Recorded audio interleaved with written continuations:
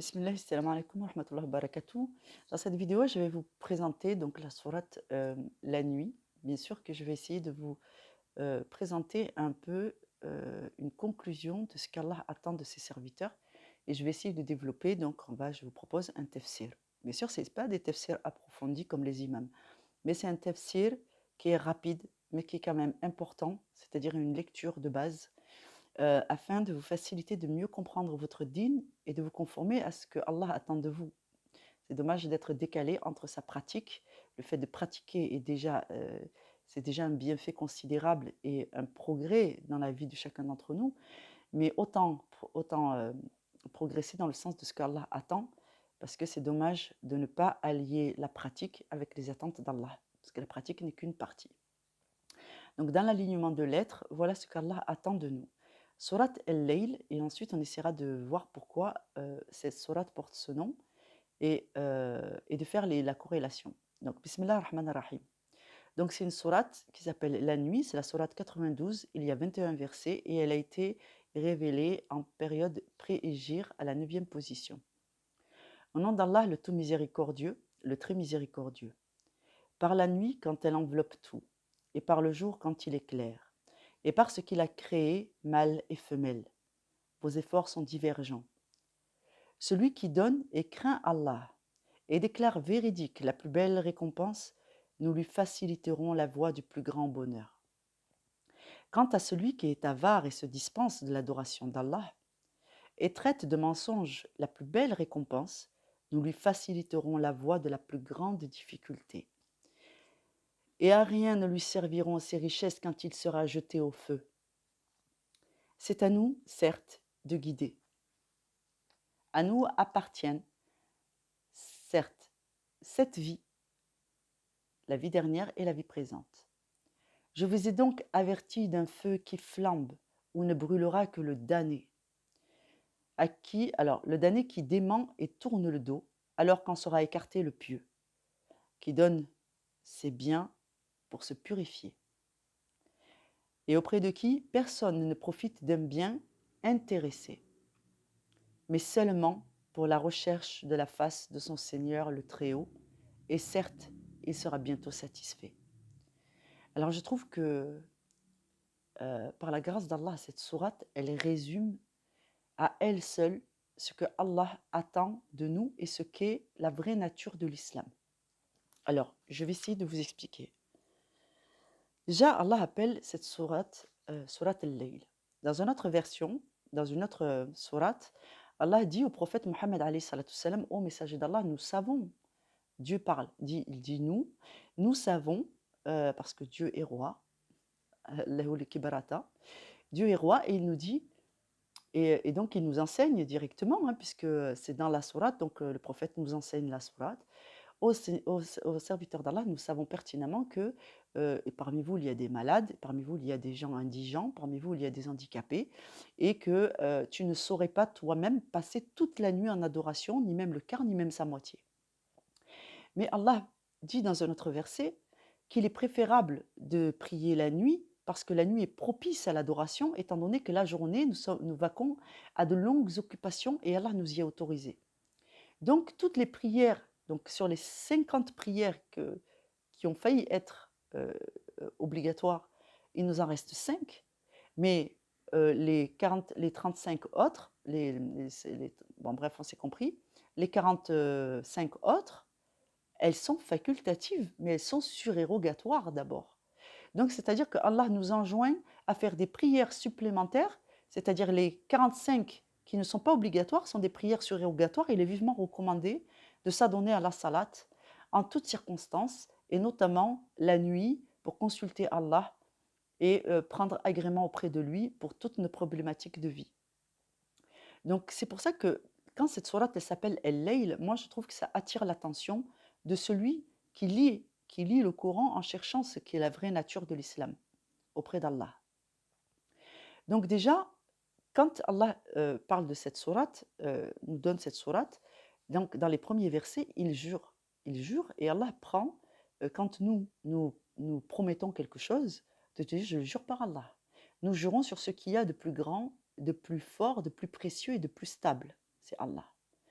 Mais Allah, quant à lui, lorsqu'il jure, il jure sur ce qu'il y a de plus, ce qu'il a créé de moins facile à créer que les hommes. Donc Allah jure sur ce qu'il y a de plus grand dans sa création que l'homme peut constater. D'accord? Donc Allah jure par la nuit qui est propice à la prière, parce que sans la nuit, nous serions perdus. Ensuite, c'est une grande chose de la création d'Allah. C'est un grand miracle, un grand signe de la toute-puissance d'Allah. Ensuite, il jure par le jour qui est clair. Et on sait que là, en l'occurrence, la nuit précède le jour.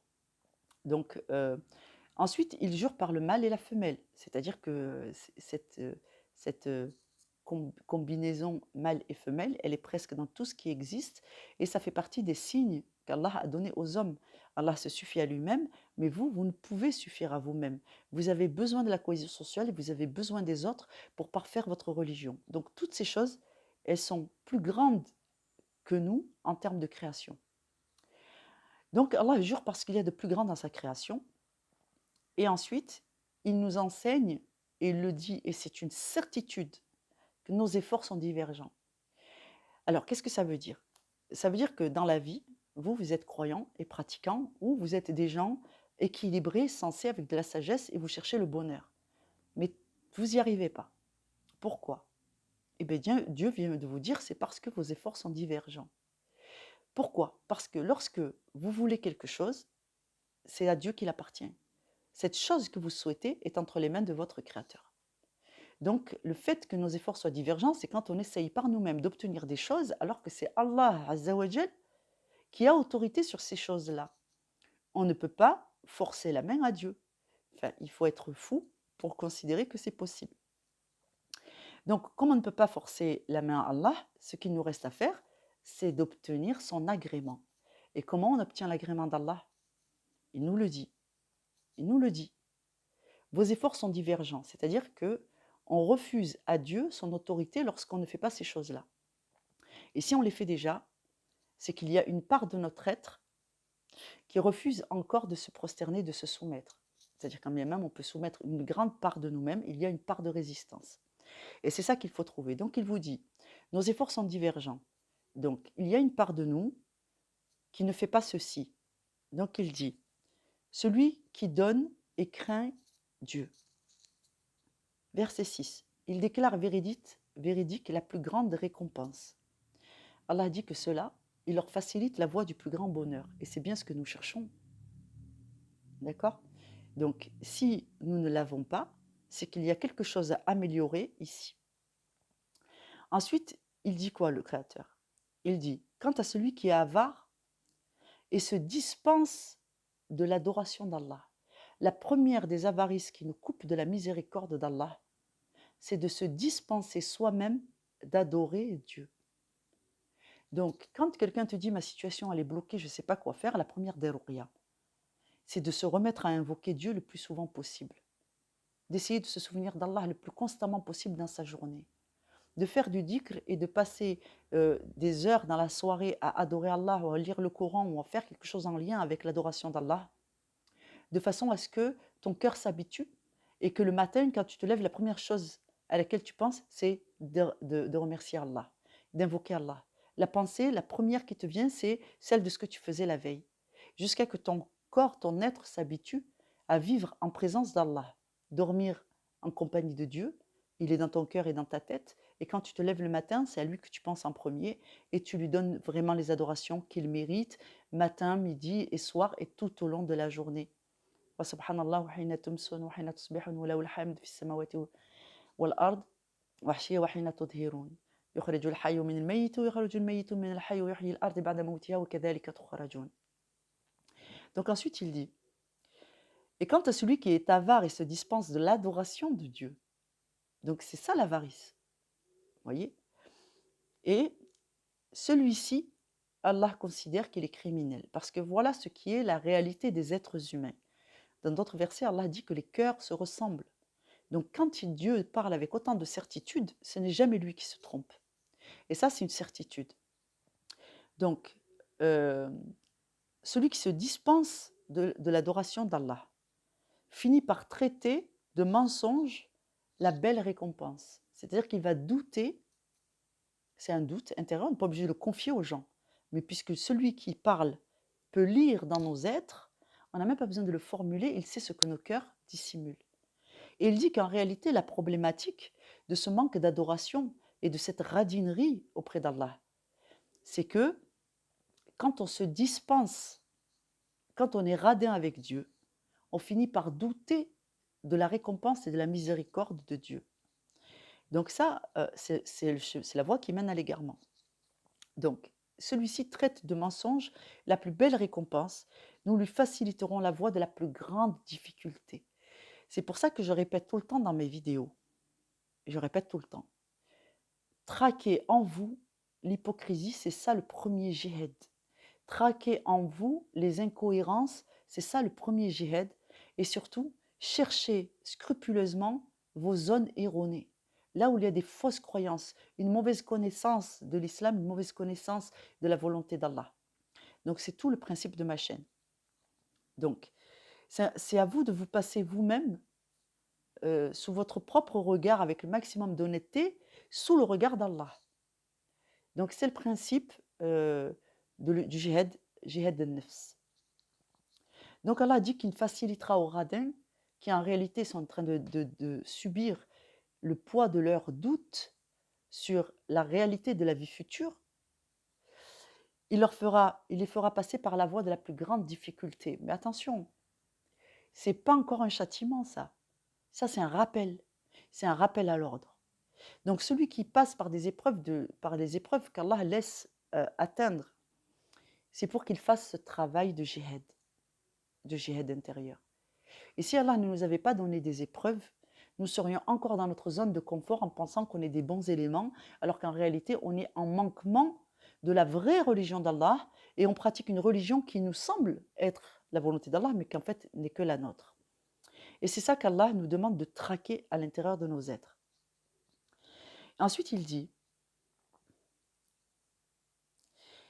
que, et ça c'est intéressant aussi, à rien ne lui serviront ses richesses quand il sera jeté au feu. Ça veut dire quoi?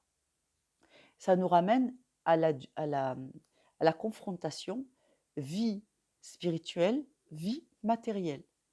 Donc si vous cherchez la problématique, pourquoi ce doute, pourquoi est-ce que j'ai de la résistance, vous trouverez toujours la réponse ici. La course des richesses matérielles. Dans un autre verset, Allah vous enseigne que les biens dont vous faites le négoce, vos épouses, vos enfants, vos maris, vos maisons, dont vous craignez le déclin de votre négoce et vous craignez la destruction de vos... Tout ça, ce sont des biens matériels.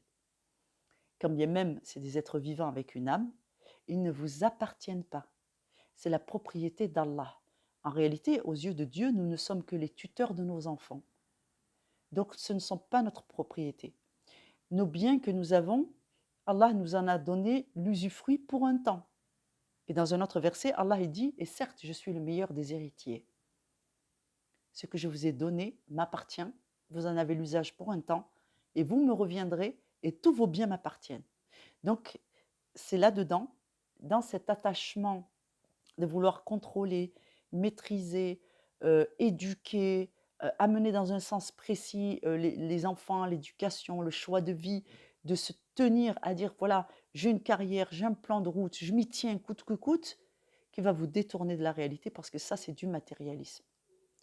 En réalité, Allah a choisi pour toi un chemin, mais en étant obstiné à te dire, j'ai un plan de route, j'ai un plan de carrière, j'avais des projets auxquels je ne veux pas renoncer, eh bien ça, c'est en train de t'entraver sur le plan spirituel et tu es en train de courir après des aspects matériels de la vie, quand bien même dedans tu y projettes ton épanouissement personnel, une bonne pratique de ta religion et ainsi de suite. Tu ne peux pas aller à l'encontre du destin qu'Allah a prévu pour toi si tu es un serviteur, un pratiquant et donc un être soumis. Lorsqu'on est soumis, il faut aussi accepter que Dieu est de la partie. Donc Dieu a son mot à dire, puisque de toute façon, c'est lui qui crée les destins et c'est lui qui gère les affaires des musulmans. Quand on dit « tawakkaltu ala Allah », ça veut dire « je place ma confiance en Allah ». Et Allah est maître du destin de toutes choses. Ensuite, lorsqu'Allah nous rappelle que à rien ne serviront nos richesses pour nous protéger du châtiment d'Allah, il vaut mieux y renoncer tout de suite et de dire, OK, Allah, tu as sûrement prévu quelque chose pour moi de meilleur que ce que moi je présageais ou de ce que moi j'espérais, parce que cette promesse aussi est véridique. Allah l'a fait dans Surat al-Duha. Il te dit, et il dit à notre prophète Mohammed alayhi salatu wassalam, وَلَلْآخِرَةُ خَيْرٌ لَكَ مِنَ الْأُولَى وَلَسَوْفَ يُعْطِيكَ رَبُّكَ فَتَرْضَى. Et certes, nous te donnerons en contrepartie de ce à quoi tu as renoncé quelque chose de meilleur et tu seras satisfait. Et donc Allah réitère cette promesse dans cette sourate al-Layl. Alhamdulillah, et ensuite il dit, ensuite Allah dit, c'est à nous certes de guider. Et il place donc le verset 12 à la suite du verset 11. C'est ce que je vous disais. À rien ne lui serviront ces richesses quand il sera jeté au feu. Et il ajoute, et certes, c'est à nous de guider. C'est-à-dire, il y a des choses qui sont immatérielles mais qui relèvent du monde matériel. Je veux éduquer mes enfants comme ça, je veux que mon travail il se passe comme ça, je veux faire ceci pour Allah, fi sabilillah, et ainsi de suite. Tu as des intentions, et ces intentions, elles sont certes axées sur la volonté de satisfaire Allah, mais ce n'est pas ce qu'Allah attend de toi. Allah attend de toi que tu lui fasses plus confiance que ça. Faire des projets, c'est bien, mais si Allah a d'autres projets pour toi, c'est qu'ils sont meilleurs, il faut savoir les recevoir, il faut leur laisser la place dans ta vie. Et c'est pour ça qu'Allah dit, c'est à moi de guider. Et certes, c'est à nous de guider. Tu veux le bien pour tes enfants, certes, mais c'est Allah qui les guide. Toi, tu es le tuteur, tu enseignes, tu transmets avec bonté et bienveillance et tu dis la vérité et tu n'es pas avare dans l'adoration d'Allah et tu demandes à Allah. Tu confies tes biens, tu confies tes enfants, tu confies tes projets, tu confies ta vie, tu confies tes espoirs à Allah et ensuite tu fais les causes. Et si les causes ne te profitent pas, c'est qu'Allah a d'autres projets pour toi. Et ensuite, donc comme Allah dit, vos richesses ne vous servent à rien puisque c'est à moi de guider. Donc quand tu dis, moi je vais faire cette carrière pour être dans le dîn, en réalité, c'est Allah qui va décider à quel degré tu vas être dans le dîn, combien de temps il va te falloir pour atteindre à ce degré de dîn, à quel moment le mariage va pouvoir profiter à ton dîn. Peut-être qu'actuellement, c'est le célibat qui profite le plus à ton dîn. Peut-être qu'actuellement, tel travail est plus profitable pour toi pour rester dans l'humilité qu'un autre travail gradé dans lequel tu vas oublier un peu Allah et être pris par des responsabilités trop lourdes, alors que là, tu as déjà un travail spirituel euh, en profondeur à faire. Et donc, tous ces choix, Allah les fait pour toi, parce que sans cela, eh ben, on ne serait plus guidé. Donc, c'est pour ça que la confiance en Dieu, elle doit être infalsifiable, elle doit être ferme, c'est un roc. Et en réalité, quand vous n'avez plus confiance en vous, vous devez placer votre confiance en Allah et Allah vous rend confiance en vous en tant que serviteur de Dieu, en tant que musulman. Un musulman, un musulman qui place réellement sa confiance en Allah de la bonne façon ne vacille que très peu dans sa vie. Les événements ne les branlent que moyennement, mais il faut arriver à un certain niveau de maîtrise et de confiance. Allah fait de vous des serviteurs forts, avec une vraie stature dans votre être intérieur. C'est-à-dire que vous n'êtes pas des petites personnes. Vous arrivez à une vraie maîtrise de ce que c'est que d'être un adulte et de ce que c'est que euh, d'être maître de soi et de maîtriser la sagesse. Et tout cet enseignement, c'est Allah qui vous en fait cadeau, en fait. Et c'est à travers cet enseignement que vous allez découvrir la vraie nature du bonheur qu'Allah propose. Donc, verset 12, Allah dit, et c'est à nous, certes, de guider.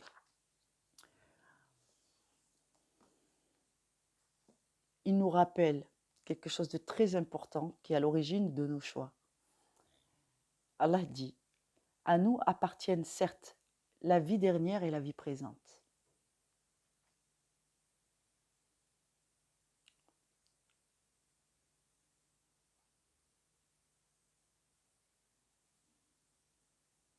Et ensuite, il nous rappelle le châtiment. Je vous ai donc averti d'un feu qui flambe ou ne brûlera que le damné. le damné, c'est-à-dire les maudits, qui dément et tourne le dos.